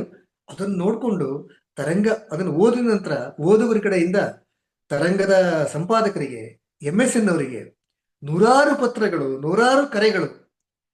ತುಂಬಾ ಚೆನ್ನಾಗಿ ಬಂದಿದೆ ಸರ್. ಅದ್ಭುತವಾದ ಸಂದರ್ಶನ. ಈ ತರದ ಸಂದರ್ಶನ ನಾವು ಕೇಳಿಸ್ಕೊಂಡೇ ಇರಲಿಲ್ಲ. ನೀವು ಅದೃಷ್ಟವಂತರು ಸರ್. ಅಮಿತಾಬ್ ಬಚ್ಚನ್ ಅವರು ಸಂದರ್ಶನ ಮಾಡಿದ್ರಲ್ಲ ಅಂತೆಲ್ಲನು. ತೀರಾ MSN ಅವರಿಗೆ ತೀರಾ ಪರಿಚಯದವರು ಕೂಡ ಅವರು ಕೂಡ ಹೇಳಿದ್ರಂತೆ, ಸರ್ ಎಷ್ಟು ಒಳ್ಳೆ ಸಂದರ್ಶನ ಮಾಡಿದ್ರಿ ಸರ್, ತುಂಬಾ ಚೆನ್ನಾಗಿದೆ ಅಂತ. ಹೀಗೆ ನೂರಾರು ಪತ್ರಗಳು, ನೂರಾರು ಕರೆಗಳು MSN ಅವರಿಗೂ ಬಂತು, ತರಂಗ ಪತ್ರಿಕೆ ಕಚೇರಿಗೂ ಹೋಯಿತು. ಇಷ್ಟೆಲ್ಲ ಆದಗಳನ್ನು ಆಮೇಲೆ ಸುಮಾರು ಒಂದು ತಿಂಗಳಾದ ನಂತರ ಗೊತ್ತಾಗಿದ್ದೇನೆಂದ್ರೆ, ಆ ಸಂದರ್ಶನ ಬಂದಿದ್ದು ಏಪ್ರಿಲ್ ತಿಂಗಳ ಮೊದಲನೇ ವಾರ ಅಂತ. ಅಂದ್ರೆ ಏಪ್ರಿಲ್ ಫೂಲ್ಗೋಸ್ಕರ, ಮೂರ್ಖರ ದಿನಾಚರಣೆ ತಾನೆ, ಅದಕ್ಕೋಸ್ಕರ ಒಂದು ಕಾಲ್ಪನಿಕ ಸಂದರ್ಶನವನ್ನ MSN ಅವ್ರು ಮಾಡಿದ್ರು. ಆದ್ರೆ ಅದು ಎಷ್ಟು ರಿಯಲ್ ಆಗಿತ್ತು ಅಂದ್ರೆ, ರೀಲ್ ಅಂತ ಯಾರಿಗೆ ಅನ್ಸೇ ಇಲ್ಲ. ಬದಲಾಗಿ ನೂರಾರು ಜನ, ಸ್ವತಃ MSN ಅವ್ರ ಹತ್ತಿರದವರು ಕೂಡ, ಇವರು ಇಲ್ಲಪ್ಪ ಸಂದರ್ಶನ ಮಾಡಿಲ್ಲ, ಅದು ಏಪ್ರಿಲ್ ತಿಂಗಳು ಮೊದಲನೇ ವಾರ ಮೂರ್ಖರ ದಿನಾಚರಣೆಗೋಸ್ಕರ ಬರೆದಿದ್ದು ಅಂತ ಇವರು ತಿಳಿ ಹೇಳಿದಾಗಲೂ ಕೂಡ, ಅಯ್ಯೋ ಬಿಡಿ ಸರ್ ತಮಾಷೆ ಮಾಡ್ತೀರಿ ನೀವು ಅಂತ ಹೇಳಿದ್ರಂತೆ. ಯಾರು ಒಪ್ಕೊಂಡು ನಂಬಿಯೇ ಇಲ್ಲ ಅದನ್ನ ಅಂತ. ಹಾಗೆ ಬರವಣಿಗೆ MSN ಅವರಿಗೆ ದೈವದತ್ತವಾಗಿ ಬಂದಂತ ಒಂದು ಆಶೀರ್ವಾದ ಅಂತ ಹೇಳ್ಬೋದು. ಅದು ಕಲ್ಪನೆ ಇರಲಿ, ನಿಜದ ಬರವಣಿಗೆ ಇರಲಿ, ಎಲ್ಲದರಲ್ಲಿಯೂ ಕೂಡ MSN ಅವರು ಸಿದ್ಧಹಸ್ತರು ಅಂತ. ನಿಜದ ಬರವಣಿಗೆ ಬಗ್ಗೆ ನಿನ್ನೆ ಒಂದು ಉದಾಹರಣೆ ಹೇಳಿದ್ದೆ, ಕಾಲ್ಪನಿಕ ಬರವಣಿಗೆ ಬಗ್ಗೆ ಇದು. ಹೀಗೆ ದೇವರ ಆಶೀರ್ವಾದದ ರೀತಿಯಲ್ಲಿ MSN ಅವರಿಗೆ ಬರವಣಿಗೆ ಅದು ಸಿದ್ಧಿಸಿತ್ತು ಅಂತ. ಧರ್ಮಸ್ಥಳದಲ್ಲಿ, ಧರ್ಮಸ್ಥಳ ಇವತ್ತು ಈಗ ಒಂದು ತಿಂಗಳಿಂದ 2 ತಿಂಗಳಿಂದ ಬಹಳ ವಿಶೇಷವಾದಂತ ಕಾರಣಕ್ಕೋಸ್ಕರ ಹೆಚ್ಚು ಪ್ರಚಲಿತ ಆಗಿದೆ. ಆದ್ರೆ ನನ್ನಂತ ತುಂಬಾ ಜನರಿಗೆ, ಆಸ್ತಿಕರಿಗೆ ಧರ್ಮಸ್ಥಳ, ತುಂಬಾ ಜನ ಧರ್ಮಸ್ಥಳನ ಹೆಸರನ್ನೇ ಹೇಳಲ್ಲ, ಶ್ರೀ ಕ್ಷೇತ್ರ ಅಂತ ಹೇಳ್ತಾರೆ. ನನ್ನಂತ ತುಂಬಾ ಜನ ಹಾಗಿದ್ದಾರೆ. MSN ಅವರಿಗೂ ಕೂಡ ಧರ್ಮಸ್ಥಳಕ್ಕೆ ಹೋಗ್ಬೇಕು, ವಿಶೇಷವಾಗಿ ಅಲ್ಲಿ ಲಕ್ಷ ದೀಪೋತ್ಸವ ನಡೆಯುತ್ತೆ. ಲಕ್ಷ ದೀಪೋತ್ಸವಕ್ಕೆ ಹೋಗ್ಬೇಕು ಅಂತ ಒಂದ್ಸರಿ ಆಸೆ ಆಯ್ತಂತೆ. ಇವರು ಬ್ಯಾಂಕಲ್ಲಿ ಕೆಲಸ ಮಾಡ್ತಾ ಇದ್ರು, ಪಕ್ಕದಲ್ಲಿದ್ದವರು ಇವ್ರು ಮಾತಾಡ್ಕೊಂಡ್ರು ಲಕ್ಷ ದೀಪೋತ್ಸವಕ್ಕೆ ಹೋಗೋಣ ಅಂತ ಹೇಳಿ. ಹೋಗೋಣ ಅಂತ ಯೋಚನೆ ಬಂತು, ಲಕ್ಷ ದೀಪೋತ್ಸವ ನಡೀತಾ ಇತ್ತು. ಅದೇ ದಿವಸ ರಾತ್ರಿ ಬಸ್ ಹತ್ತಿ ಹೊರಟೇ ಬಿಟ್ರು, ಧರ್ಮಸ್ಥಳಕ್ಕೆ ಹೋದ್ರು. ಹೋಗಿ ಇಳ್ಕೊಂಡ್ರು, ಸ್ನಾನ ಗಿನ ಎಲ್ಲ ಆಯ್ತು. ಧರ್ಮಸ್ಥಳದಲ್ಲಿ ಈಗೆಲ್ಲ ಬಹಳ ಸುಸಜ್ಜಿತವಾದಂತ ತುಂಬಾ ಒಳ್ಳೆ ವ್ಯವಸ್ಥೆ ಇದೆ, ಮತ್ತು ಖಾಸಗಿ ವ್ಯವಸ್ಥೆಗಳು ಸಾಕಷ್ಟಿದೆ. ಬಹುಶಃ ಈ ಘಟನೆ ನಡೆಯುವ ಹೊತ್ತಿಗೆ ಇವತ್ತು ಇದ್ದ ರೀತಿಯ ಏನು ಬಹಳ ಒಳ್ಳೆಯ ವ್ಯವಸ್ಥೆಗಳು ಆವತ್ತಿದ್ದಿಲ್ಲ. ದೇವಸ್ಥಾನದ ಕಡೆಯಿಂದ ಕೆಲವಷ್ಟು ವ್ಯವಸ್ಥೆಗಳಿದ್ದು. MSN ಅವ್ರು ಹೋದ್ರು, ಇವ್ರ ಗೆಳೆಯ ಇಬ್ರು, ಮಂಜುನಾಥನ ದರ್ಶನ ಆಯ್ತು, ಸಂಜೆ ತನಕ ಓಡಾಡಿದ್ರು, ಎಲ್ಲವೂ ಆಯ್ತು, ಅಲ್ಲೇ ಪ್ರಸಾದ ಸ್ವೀಕಾರವೂ ಆಯ್ತು. ಅಲ್ಲೇ ಉಳ್ಕೊಳ್ಳೋಣ ಅಂತ ಯೋಚನೆ ಮಾಡಿದ್ರು. ರಾತ್ರಿ ತನಕ ಓಡಾಡಿದ್ರು, ಇವರಿಗೆ ಉಳ್ಕೊಳ್ಳಿಕ್ಕೆ ರೂಮಿನ ವ್ಯವಸ್ಥೆ, ಕೊಠಡಿ ವ್ಯವಸ್ಥೆ ಆಗಿಲ್ಲ, ಕೊಠಡಿ ಸಿಕ್ಕೇ ಇಲ್ಲ. ಲಕ್ಷ ದೀಪೋತ್ಸವ, ಹಾಗಾಗಿ ಲಕ್ಷಾಂತರ ಜನ ಬಂದಿದ್ರು. ರಾತ್ರಿ 10:30, 11 ಗಂಟೆ ತನಕ ರೂಮ್ ಸಿಗತ್ತಾ, ಕೊಠಡಿ ಸಿಗತ್ತಾ ಅಂತ ನೋಡಿದ್ರು. ಇವರು ಅಷ್ಟೊತ್ತಿಗಾಗ್ಲೇ ಇವರು ಪ್ರಸಿದ್ಧರಾಗಿದ್ರು ಸಾಹಿತಿಯಾಗಿ. ಆದ್ರೆ ಇವರೇ ಸಾಹಿತಿ ಅಂತ ಗೊತ್ತಿರಲಿಲ್ಲ. MS ನರಸಿಂಹಮೂರ್ತಿ ಹೆಸರು ಗೊತ್ತೇ ಹೊರತು ಮುಖ ಪರಿಚಯ ತುಂಬಾ ಜನರಿಗೆ ಇರ್ಲಿಲ್ಲ. ಹಾಗಾಗಿ ಇವರಿಗೆ ಕೊಠಡಿ ವ್ಯವಸ್ಥೆ ಇವರ ದುರಾದೃಷ್ಟವಶಾತ್ ಸಿಕ್ಕಿಲ್ಲ. ಆದ್ರೆ ಇವರು ರಾತ್ರಿ 11, 11:30 ಹೊತ್ತಿಗೆ ರಸ್ತೆಯಲ್ಲಿ ಓಡಾಡ್ತಾ ಇದ್ರು, ಇವ್ರ ಗೆಳೆಯ ಇಬ್ರು. ಆಗ ನೋಡ್ತಾರೆ, ನೂರಾರು ಜನ ರಸ್ತೆಯ ಪಕ್ಕದಲ್ಲೇ ಒಂದು ಬೆಡ್ಶೀಟೋ ಅಥವಾ ಒಂದು ಪಂಚನೋ ಹಾಸ್ಕೊಂಡು ಮಲ್ಕೊಂಡ್ಬಿಟ್ಟಿದ್ರು. MSN ಅವ್ರ ಬ್ಯಾಗಲ್ಲಿ ಒಂದು ಪಂಚೆ ಇತ್ತು, ಇವ್ರ ಗೆಳೆಯರ ಬ್ಯಾಗಲ್ಲಿ ಒಂದು ಪಂಚೆ ಇತ್ತು. ಇಬ್ರು ಹಾಸ್ಕೊಂಡು, ಒಂದು ಪಂಚೆ ಹಾಸ್ಕೊಂಡು ರಾತ್ರಿ ರಸ್ತೆಯ ಪಕ್ಕದಲ್ಲೇ ಮಲ್ಕೊಂಡ್ರು. ಬೆಳಿಗ್ಗೆ ಇನ್ನೊಮ್ಮೆ ದರ್ಶನ ಮಾಡ್ಕೊಂಡ್ರು, ಮಾರನೇ ದಿವಸ ವಾಪಸ್ ಬಸ್ ಹತ್ತಿ ಬೆಂಗಳೂರಿಗೆ ಬಂದ್ರು. ಈ ತುಂಬಾ ಜನರ ಜೀವನದಲ್ಲಿ ಇದಾಗಿರುತ್ತೆ. ಇಷ್ಟೇ ಆದ್ರೆ ಈ ಘಟನೆ ನಾನು ಹೇಳ್ತಾ ಇರಲಿಲ್ಲ. ಇದಾಗಿ ಒಂದು 8-10 ವರ್ಷಕ್ಕೆ MSN ಅವರಿಗೆ ಸ್ವತಃ ಪೂಜ್ಯ ವೀರೇಂದ್ರ ಹೆಗಡೆಯವರು ಫೋನ್ ಮಾಡಿ ಕರೀತಾರೆ, ಲಕ್ಷ ದೀಪೋತ್ಸವ ನಡೀತಾ ಇದೆ, ಸಾಹಿತ್ಯ ಸಮ್ಮೇಳನ ನಡೆಯುತ್ತೆ, ಈ ಸಾಹಿತ್ಯ ಸಮ್ಮೇಳನದ ಅಧ್ಯಕ್ಷರಾಗಿ ದಯವಿಟ್ಟು ತಾವು ಒಪ್ಪಿ ನಮ್ಮ ಕಾರ್ಯಕ್ರಮಕ್ಕೆ ಬರಬೇಕು ಅಂತ ಕರೀತಾರೆ. 10 ವರ್ಷದ ಅವಧಿಗಳಲ್ಲಿ MSN ಅವರು ಇಷ್ಟು ಖ್ಯಾತನಾಮರಾಗಿರ್ತಾರಲ್ಲ, ತಮ್ಮ ಬರವಣಿಗೆ ಮುಖಾಂತರ, ತಮ್ಮ ಪರಿಶ್ರಮದ ಮುಖಾಂತರ MSN ಅವರು ವೀರೇಂದ್ರ ಹೆಗಡೆ ಅವರ ಆಹ್ವಾನವನ್ನು ಬಂಧಿಸಿ ಧರ್ಮಸ್ಥಳಕ್ಕೆ ಹೋಗ್ತಾರೆ. ಲಕ್ಷ ದೀಪೋತ್ಸವ ನಡೀತಾ ಇರುವಂತಹ ಸಾಹಿತ್ಯ ಸಮ್ಮೇಳನದಲ್ಲಿ ಪಾಲ್ಗೊಳ್ತಾರೆ, ಅಧ್ಯಕ್ಷರಾಗಿ ಭಾಗವಹಿಸ್ತಾರೆ. ಇವ್ರಿಗೆ ನೆನಪಾಗತ್ತಂತೆ, ಕೆಲವು ವರ್ಷಗಳ ಹಿಂದೆ ಇದೇ ಸ್ಥಳದಲ್ಲೇ ಅಲ್ವಾ ನಾವು ರಾತ್ರಿ ಪೂರ್ತಿ ಕಳೆದಿದ್ದು, ಇವತ್ತು ಮಂಜುನಾಥನ ಕೃಪೆಯಿಂದ ಇಷ್ಟೊಂದು ದೊಡ್ಡ ಗೌರವ ಸಿಗ್ತಾ ಇದೆಯಲ್ಲ ಅಂತ. ಅಂದ್ರೆ ಯಾವುದೇ ರೀತಿ ಏನು ಹೊಗಳಿಕೆ ಅಥವಾ ತೆಗಳಿಕೆ, ಹೊಗಳಿಕೆಗೆ ಹಿಗ್ಗದೆ ತೆಗಳಿಕೆಗೆ ಕುಗ್ಗದೆ ಇರುವಂತ ಮನೋಭಾವ ಇದೆಯಲ್ಲ, ಇದು ವ್ಯಕ್ತಿಯನ್ನ ಯಾವ ಎತ್ತರಕ್ಕೆ ಬೇಕಿದ್ರೂ ಏರಿಸ್ಬಿಡುತ್ತೆ. MSN ಅವರ ಜೀವನ ಇಂತಹದಕ್ಕೆ ಒಂದು ಉದಾಹರಣೆ ಅಂತ ಅನ್ಸುತ್ತೆ ನನಗೆ. MSN ಅವರಿಗೆ ಸನ್ಮಾನಗಳು ಸಾಕಷ್ಟಾಗಿದೆ, ಸಾಕಷ್ಟು ಅವಾರ್ಡ್ಸ್ ಕೂಡ ಅವ್ರಿಗೆ ಬಂದಿದೆ. ಅಂದ್ರೆ ರಾಜ್ಯೋತ್ಸವ ಪ್ರಶಸ್ತಿಯಿಂದ ಹಿಡಿದು 10 ಅವಾರ್ಡ್ಗಳು ಅವ್ರಿಗೆ ಸಿಕ್ಕಿದೆ. ಅಂತ ಒಂದು ಸನ್ಮಾನ ಅವರಿಗೆ ಆಯ್ತು. ಆ ಸನ್ಮಾನದ ಬಗ್ಗೆ ನಿಮ್ಮ ಹತ್ರ ಹಂಚ್ಕೋಬೇಕು ಅಂತ ಆಸೆ ನನಗೆ. ಇತ್ತೀಚೆಗೆ ನಡೆದಂತ ಸನ್ಮಾನ ಅದು ಹೇಗಿದೆ ಅಂದ್ರೆ, ಈ ಕೊರೋನಾ ಮಹಾಮಾರಿ ಬಂತಲ್ಲ, ಈ ಕೊರೋನಾ ಲಾಕ್ಡೌನ್ ಅನೌನ್ಸ್ ಆಗೋದಕ್ಕಿಂತ ಮೊದಲು ಅದೇ ಸಮಯದಲ್ಲಿ ಸುಮಾರು ಫೆಬ್ರವರಿ ಮಾರ್ಚ್ ಅಲ್ಲಿ ಕೊರೋನಾ ಲಾಕ್ಡೌನ್ ಘೋಷಣೆ ಆಯಿತು, ಮಾರ್ಚ್ ಏಪ್ರಿಲ್ ಅಲ್ಲಿ. ಇವರು ಅದೇ ಸಮಯದಲ್ಲಿ ಲಂಡನ್ಗೆ ಹೋಗಬೇಕಾಗಿತ್ತು. ಅದಕ್ಕಾಗಿ ಸುಮಾರು ಒಂದು 5-6 ತಿಂಗಳ ಮೊದಲೇ ಕಾರ್ಯಕ್ರಮ ಯೋಜನೆ ಆಗಿತ್ತು. ಆವಾಗ ಕರೋನಾದ ಭಯ ಇರಲಿಲ್ಲ, ಹಾಗಾಗಿ ಟಿಕೆಟ್ ಬುಕ್ ಆಗಿತ್ತು. ಆದರೆ ಕರೋನಾ ಭೀತಿಯಿಂದಾಗಿ ಎಲ್ಲ ಅಂತಾರಾಷ್ಟ್ರೀಯ ವಿಮಾನಗಳು ಕೂಡ ಕ್ಯಾನ್ಸಲ್ ಆದವು, ಇವರ ಟಿಕೆಟ್ ಕೂಡ ಕ್ಯಾನ್ಸಲ್ ಆಯಿತು, ಕಾರ್ಯಕ್ರಮವೂ ಕ್ಯಾನ್ಸಲ್ ಆಯಿತು, ಹೋಗ್ಲಿಕ್ಕೆ ಆಗಿಲ್ಲ. ಮುಂದೆ ಯಾವತ್ತೋ ಒಂದ್ಸರಿ ಮಾಡೋಣ ಅಂತ ಯೋಚನೆ ಮಾಡಿದರು. ಆದರೆ ಈ ಕೊರೋನಾದಿಂದಾಗಿ ಇವತ್ತು ನಾವೇನು ಈ ರೀತಿ ಆನ್ಲೈನ್ ಕಾರ್ಯಕ್ರಮ ಪಾಲ್ಗೊಳ್ತಾ ಇದೀವಲ್ಲ, ಇದೇ ರೀತಿಯ ಕಾರ್ಯಕ್ರಮ ಮಾಡಬೇಕು ಅಂತ ಅಲ್ಲಿಯ ಆಯೋಜಕರು ಯೋಚನೆ ಮಾಡಿದ್ರು. ಅವ್ರು ಹೇಳಿದ್ರು, ಸರ್ ನಾವು ಆನ್ಲೈನ್ ಮುಖಾಂತರ ನಿಮ್ಮನ್ನ ಕಾರ್ಯಕ್ರಮಕ್ಕೆ ಸೇರಿಸ್ಕೋತೀವಿ, ನಾವು ಇಲ್ಲೇ ಸೇರ್ತೀವಿ, ದಯವಿಟ್ಟು ನೀವು ಆನ್ಲೈನ್ ಅಲ್ಲಿ ಸೇರ್ಕೋಬೇಕು ಅಂದ್ರು. ಇವರಿಗೂ ಹೊಸ್ತು, ಅವರೆಲ್ಲ ಹೇಳ್ಕೊಟ್ರು, ಇವರು ಕೂಡ ಸೇರ್ಕೊಂಡ್ರಂತೆ.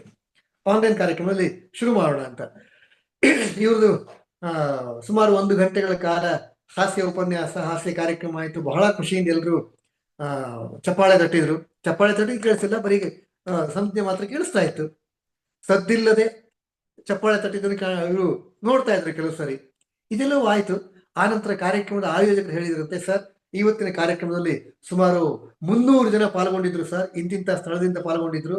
ಕೆಲವರು ಮನೆಯಲ್ಲಿ ಇಡೀ ಮನೆಯ ಸದಸ್ಯರು ಒಂದೇ ಟಿವಿಯಲ್ಲಿ, ಅಂದ್ರೆ ಒಂದೇ ಮೊಬೈಲ್ ಅಲ್ಲಿ, ಒಂದೇ ಲ್ಯಾಪ್ಟಾಪ್ ಅಲ್ಲಿ 10 ಜನ ಸೇರ್ಕೊಂಡಿದ್ರು. ಹೀಗೆ ನಮಗೆ 300 ಸ್ಕ್ರೀನ್ ಕಾಣಿಸ್ತಾ ಇದೆ ಒಟ್ಟು. ಅದ್ರ ಮುಖಾಂತರ ಸೇರಿದ್ರೆ ಏನಿಲ್ಲ ಅಂದ್ರೆ 500-600 ಜನ ಸೇರಿದ್ರು ಸರ್.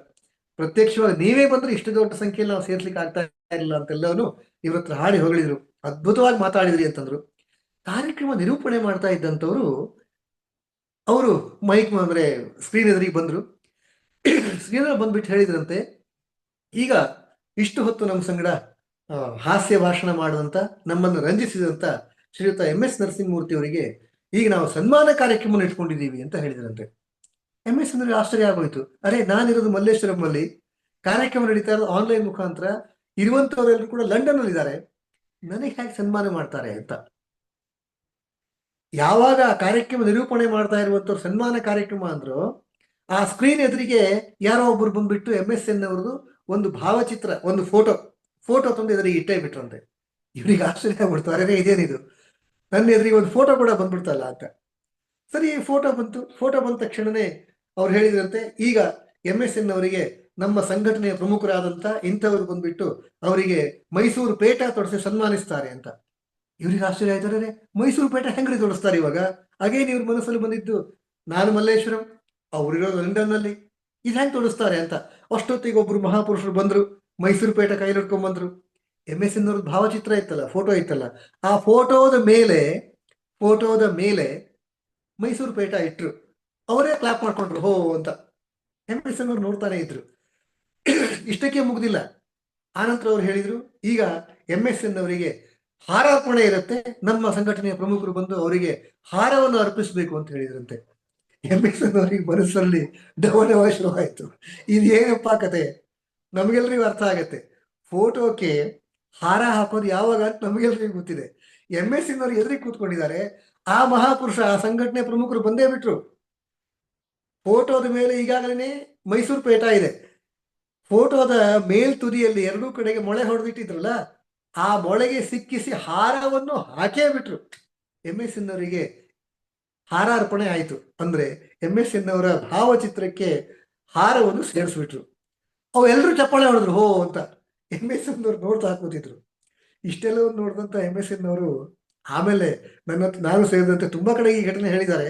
ಬಹುಶಃ ತನ್ನ ಭಾವಚಿತ್ರಕ್ಕೆ ಹಾರಾರ್ಪಣೆ, ಮಾಲಾರ್ಪಣೆ ಆಗ್ತಾ ಇರುವಂತ ಸುಸಂದರ್ಭವನ್ನು ನೋಡುವಂತ ಜಗತ್ತಿನ ಏಕೈಕ ವ್ಯಕ್ತಿ ನಾನೊಬ್ಬರೇನೆ ಅಂತ MSN ಅವರು ತುಂಬಾ ಕಡೆ ಹೇಳ್ಕೊಂಡಿದ್ದಾರೆ. ಇಷ್ಟೆಲ್ಲ ಆಯ್ತು, ಆ ತಮಾಷೆಯ ಪ್ರಸಂಗ ಇವರು ತಮಾಷೆಗೆ ತಗೊಂಡ್ರು, ಅವರು ಖುಷಿಗೋಸ್ಕರ ಸನ್ಮಾನ ಮಾಡಿದ್ರು, ಇದೆಲ್ಲವೂ ಆಯ್ತು.